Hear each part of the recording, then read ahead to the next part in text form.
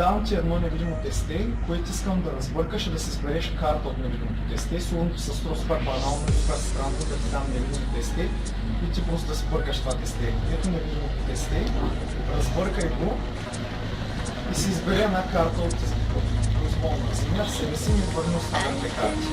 Връщам без лицето нагоре. Искам тази карта да бъде единствената, която ще бъде с гърба нагоре. Така ще бъде карта да се бъде с гърба нагоре. Така, прибирам тестето, прибирам го.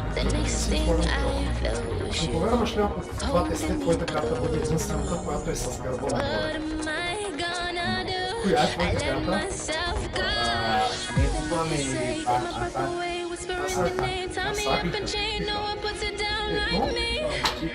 Асак пика ще бъде единствената карта с гърба нагоре. Ето вижте цялото тесте. Само твоята карта е с гърба нагоре. Я провери дали това е твоята карта.